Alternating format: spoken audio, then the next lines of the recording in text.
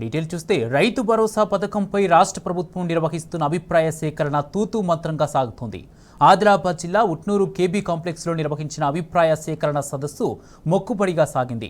రైతు భరోసా పథకం అమలు sub committee chairman deputy CM బట్టి విక్రమార్కతో పాటు మంత్రులు పొంగిరెడ్డి, తుమ్మల, సీతక్క, ఎమ్మెల్యేలు, జిల్లా కలెక్టర్, అధికారులు ఈ సమావేశంలో పాల్గొన్నారు. అయితే సదస్సు వేదికపై కాంగ్రెస్ నేతల హడావుడే కనిపించింది. ప్రభుత్వ పరంగా నిర్వహించిన రైతు భరోసా ప్రజా అభిప్రాయ సేకరణ సదస్సులో ప్రోటోకాల్ను ఏమాత్రం పాటించలేదు. కొందరు కాంగ్రెస్ నాయకులు ఏకంగా వేదికపై దర్జాగా కూర్చున్నారు. అటు అధికారులు వేదిక మీద కూర్చునేందుకు కుర్చీలు లేకపోవడంతో నిలబడే సదస్సులో పాల్గొన్నారు. ఆదిలాబాద్ జిల్లా కలెక్టర్కు కూడా కుర్చీ లేకపోవడంతో సమావేశం జరుగుతున్నంతసేపు కలెక్టర్ రాజర్షీషా వేదిక మీద నిలబడే ఉన్నారు.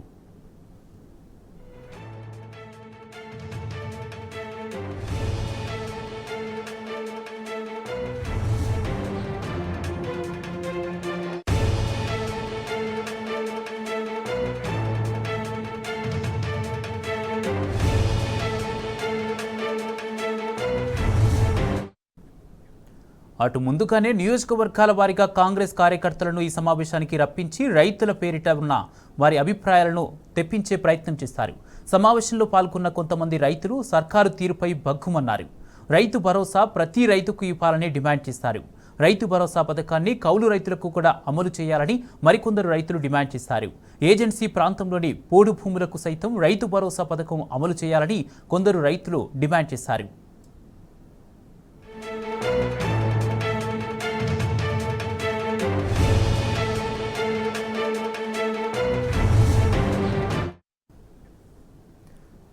ఇదే అంశానికి సంబంధించి మా ప్రతినిధి రాజు పూర్తి వివరాలు అందిస్తారు. రాజు, ఆదిలాబాద్ రైతు భరోసా అభిప్రాయ సేకరణ సమావేశంలో ఏం జరిగింది, పూర్తి అప్డేట్స్ ఏంటి?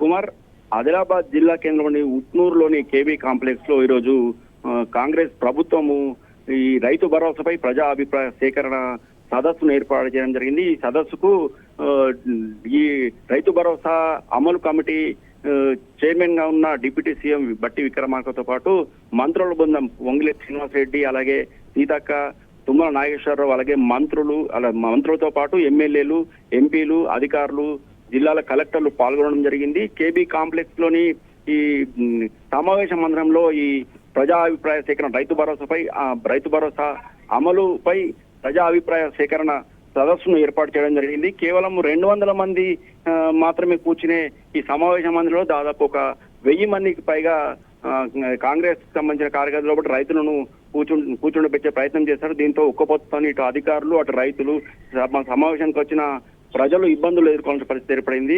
అలాగే ప్రతి నియోజకవర్గం ఉమ్మడి ఆదిలాబాద్ జిల్లాలోని ప్రతి నియోజకవర్గం నుంచి 50 నుంచి 100 మంది వరకు కార్యకర్తలను ఈ ప్రజా అభిప్రాయ సేకరణకు కాంగ్రెస్ సంబంధించిన నేతలు తరలించడం జరిగింది. రైతుల పేరిటే చాలా మంది కాంగ్రెస్ నేతలే రైతుల పేరిట తమ అభిప్రాయాలను చెప్పే ప్రయత్నం చేయడం జరిగింది. అయితే కొంతమంది రైతులు, ఆదివాదికి సంబంధించిన కొంతమంది రైతులు, అలాగే చిన్న సన్నకారు రైతులు కూడా ఈ సమావేశానికి వచ్చిన నేపథ్యంలో తాము కౌలు రైతులకు ఈ రైతు భరోసా కార్యక్రమాన్ని ఇవ్వాలని చెప్పేసి ప్రధానంగా డిమాండ్ చేయడం జరిగింది. అలాగే ఈ పోడు భూములను వ్యవసాయం చేసుకుంటున్న రైతులకు కూడా రైతు భరోసా పథకాన్ని అమలు చేయాలని డిమాండ్ చేయడం జరిగింది. చాలా మంది రైతులు 10 ఎకరాల వరకు ఉన్న రైతులకు మాత్రం ఖచ్చితంగా ఈ రైతు భరోసా కార్యక్రమాన్ని ఏర్పాటు చేయడం అమలు చేయాలని చెప్పేసి డిమాండ్ చేయడం జరిగింది. ప్రధానంగా ఈ రైతులకు భరోసా ఇచ్చే కార్యక్రమాన్ని కేవలం దేశంలోనే గుర్తించి చేపట్టిన ఘనత తెలంగాణ రాష్ట్ర తొలి ముఖ్యమంత్రిగా ఉన్న కేసీఆర్ కే దక్కుతుందని బోత్ ఎమ్మెల్యే అనిల్ జాదవ్, అలాగే ఆసిఫాబాద్ ఎమ్మెల్యే కోవలక్షి చెప్పడం జరిగింది. బీఆర్ఎస్ ప్రభుత్వం గత బీఆర్ఎస్ ప్రభుత్వంలో రాష్ట్రంలో ఉన్న ప్రతి ఒక్క రైతుకు కూడా రైతు బంధు పేరిట అండగా నిలబడ్డామని, అలాగే ఇప్పుడు కూడా ప్రతి ఒక్కరు ఎలాంటి ఆంక్షన్ లేకుండా ప్రతి ఒక్క రైతుకు కూడా ఈ రైతు భరోసా కార్యక్రమాన్ని అమలు చేయాలని చెప్పేసి ఎమ్మెల్యేలు డిమాండ్ చేయడం. మొత్తానికి ఈ రైతు భరోసాపై అమలుపై ఈ ఏర్పాటు చేసిన ప్రజా సేకరణ మాత్రం మొక్కుమడిగా కొనసాగిందని చెప్పవచ్చు. Right, thank you Raju.